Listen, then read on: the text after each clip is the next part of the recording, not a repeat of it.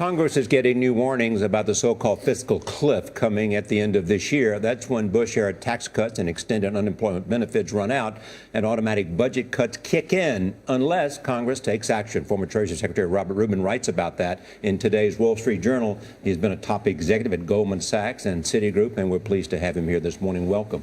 Good to be with you, Charlie. Clearly, this election is about economics and stewardship of economics and who can deal with the economy in the future. What impact will Europe have on this, and what are the dangers that it could unravel even more and leap across the pond? In a word, Charlie, I think that the leaders in Europe have been behind the curve from the very beginning. I think it's obviously very troubled right now. I think that unless they can come together to provide a political solution to their current difficulties, and I think the risks are that this could get worse as time goes on.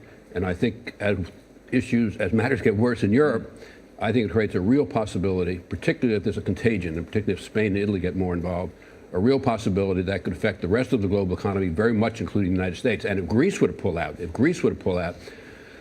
I think that the probability is very high that that would have very serious contagion effects across the Eurozone, and that in turn could have very serious adverse impacts to the United States and around the world. And there is serious consideration of that today, and more people seem to be taking it seriously. Well, the problem, Charlie, is that Greece has been a problem from the very beginning. And instead of addressing this at the very beginning, which is what the European political should have done, it's gotten worse and worse and worse. And now they're having difficulty finding a solution that lies short of Greece coming out of the Eurozone. I still think the probability of Greece leaving the Eurozone is probably less than 50-50. But even if it stays within the Eurozone, the problems are enormous. And that, too, could create contagion, could cause bank runs in Spain and elsewhere. And if all of that happens, then I think it has the potential, the probability, though not the certainty, of having serious negative impacts here. Let's talk about your piece today in the Journal. You talk about this being the best political environment for real fiscal action in a long time. Do you really see something concrete long-term happening?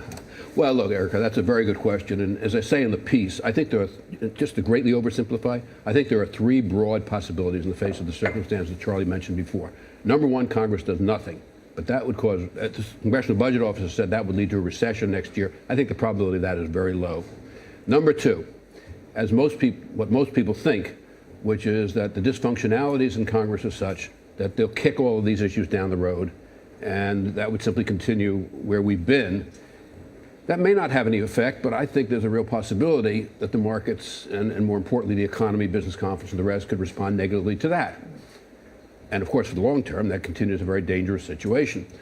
The third possibility, which I think is a realistic possibility, is that the two parties in Congress will finally decide, in the face of these very difficult circumstances that Charlie mentioned, to work across party lines to reach a sound resolution of our fiscal situation, which I think could have very favorable effects on business confidence, our jobs now, and our economy. But it's got to be done the right way, which is a 10-year program deferred in terms of implementation for 2 years. One of the major issues there, the major debate, will be over how to raise revenue. We keep hearing maybe tax the wealthy more.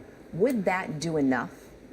What I think we should do is exactly what you said. I think we should raise the top rates back to where they were under President Clinton. And under President Clinton, as we remember, we had the longest economic expansion in the nation's history.